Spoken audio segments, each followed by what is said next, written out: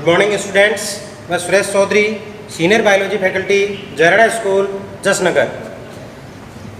आपके agriculture biology के अंदर अपन ने बात कर रहे थे महत्वपूर्ण फलों के कुछ रोग हैं। जैसे 3 डिजीज आपके दे रखी है और उनमें से एक बड़ा प्रश्न, इन तीनों में से एक डिजीज आपके बोर्ड के एग्जाम में पूछी जाती है। कल हमने नींबू के कैंकर रोग के बारे में देखा, नींबू का कैंकर रोग, उसके लक्षण, उसके जो पैथोजन है रोगजनक उसके बारे में देखा, रोग चक्र के बारे में देखा और उसके प्रबंधन के बारे में देखा। उसी प्रकार आज अपनी दूसरी डिजीज जो है वो महत्वपूर्ण फलों के अंदर वो है अमरूद का मलानी रोग। मलानी का मतलब होता है मुरझाना, विल्टिंग। जैसे गर्मियों के अंदर या फिर पातों को पानी नहीं मिलता तो आपने देखा होगा वो मुरझा जाते हैं, उसको बोलते हैं मलानी या मुरझाना।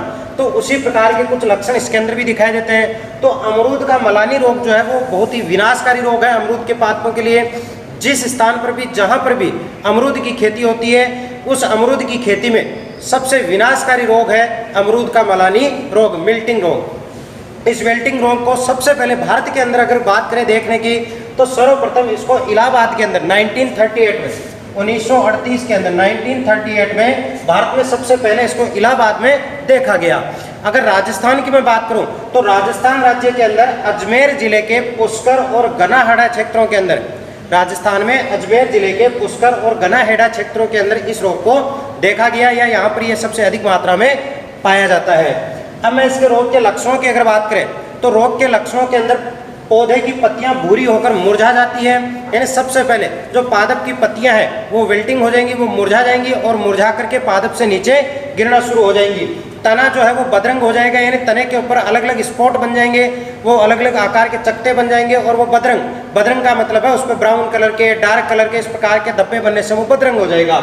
संक्रमण गंभीर होने पर पूरा तना, अगर संक्रमण बहुत ज़्यादा फैल जाता है पादप के ऊपर तो पूरा तना जो है वो आपके आवृत हो जाता है और बदरंग हो जाता है, पूरा पौधा सूख जाता है और पूरा पौधा सूखने के बाद में लगभग 1 वर्ष के अंदर ही पादप की जो है वो मृत्यु हो जाती है, पूरा पौधा जो है वो नष्ट हो जाता है।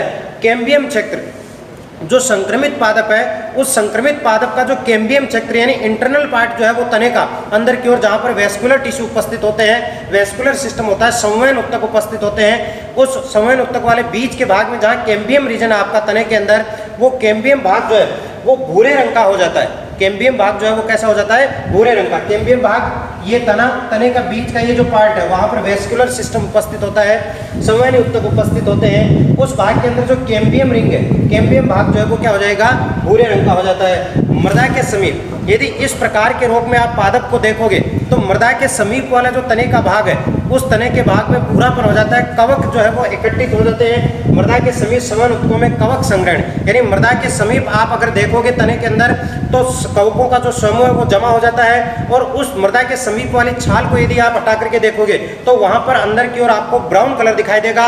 और ये जो रोग है वो वर्षा ऋतु में सबसे अधिक इसका प्रकोप होता है, बारिश के सीजन में इसका प्रकोप सबसे अधिक होता है। अगर इसके रोग जनक की बात करें, पैथोजन की किसके कारण होता है, तो ये कवक जनित बीमारी है और इसका कवक है फ्यूजेरियम ऑक्सीपोरम प्रजाति है साइडाई, फ्यूजेरियम ऑक्सीपोरम प्रजाति साइडाई।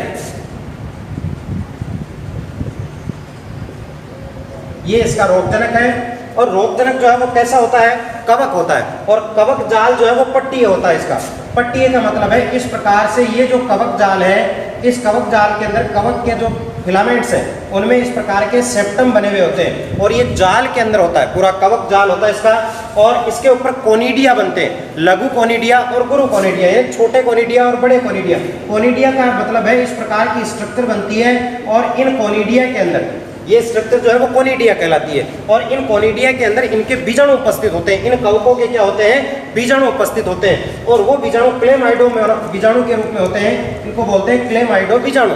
और ये क्लेमाइडो बीजाणु जो है वो यहाँ से इस कवक से मिट्टी के अंदर गिरते हैं और मिट्टी में लंबे समय तक बने रहते हैं, इसलिए इनको बोलते हैं मृदोड बीजाणु, यानी मृदा के अंदर ये लंबे समय तक बने रहते हैं और जैसे ही इनके अनुकूल मौसम आता है ये यहाँ से अंकुरित होंगे और अंकुरित होकर के वापस किसका निर्माण करेंगे, कवक का निर्माण करेंगे।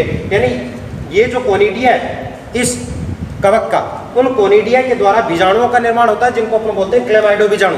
ये क्लेमाइडो बीजाणु मृदा के अंदर गिरते हैं और मृदा में लंबे समय तक बने रहते हैं, और फिर जब अनुकूल परिस्थिति आती है, फेवरेबल कंडीशन आती है, तो इन बीजाणुओं का अंकुरण होता है और ये अंकुरित होकर के नए कवकों का निर्माण करते हैं और आगे फिर दूसरी फसल में या फिर आगे दूसरे जो पौधे, स्वस्थ पौधे, उनको संक्रमित करते हैं। यानी कुल मिलाकर के क्लेमाइडो बीजाणु जो है वो मृदोड होता है और लंबे समय तक मृदा के अंदर बना रहता है। अब इसके बाद में अपन देखते हैं इसका प्रबंधन, रोग का प्रबंधन। रोग जनक के बाद में अब देखते हैं इसके प्रबंधन के। रोग प्रबंधन का मतलब है किस प्रकार से हम इस रोग से निजात पा सकते हैं, किस प्रकार से इस रोग को हटाया जा सकता है। तो यहाँ पर 3 प्रकार के, जैसे सस्य प्रबंधन है, रासायनिक प्रबंधन है और जैविक प्रबंधन।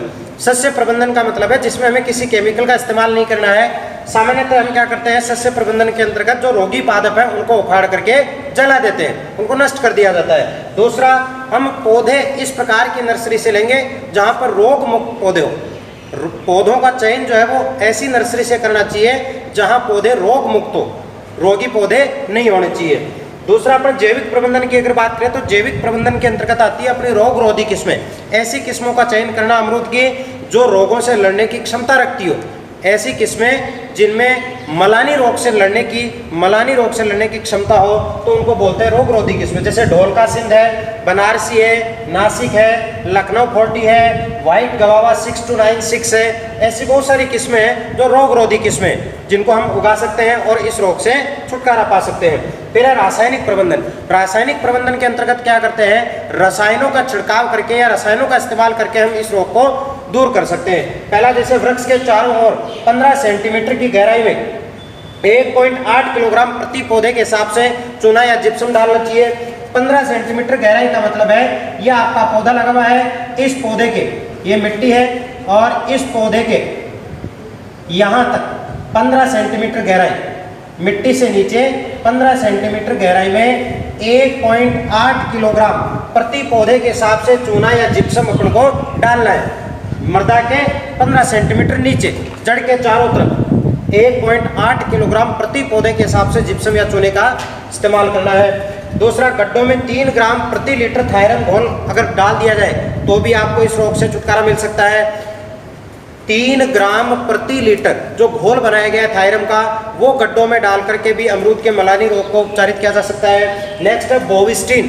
बोविस्टिन जो रसायन है उसका 1.5 ग्राम प्रति लीटर का घोल बना करके 15 दिन के अंतराल पर छिड़काव करके भी अमरूद के मलानी रोग को दूर किया जा सकता है। बोविस्टिन 1.5 ग्राम प्रति लीटर का घोल बना करके 15 दिन के अंतराल पर रोगी पौधों पर इसका छिड़काव करके इससे उपचारित किया जा सकता है। तो ये आपके अमरूद के मलानी रोग के क्या है, प्रबंधन है, जिससे अमरूद के मलानी रोग को दूर किया जा सकता है। अब आप इस वीडियो को बार बार देखें, रिवाइज करके देखें, और अभी तक जितने भी वीडियो आपके पास में पहुंचे उनको संडे के दिन, कोई आपके पास में वीडियो नहीं पहुंचेगा, संडे के दिन उन पुराने वीडियो को आप रिवाइज करें ताकि उनके आधार पर आपको टेस्ट सीरीज जारी की जा सके। धन्यवाद।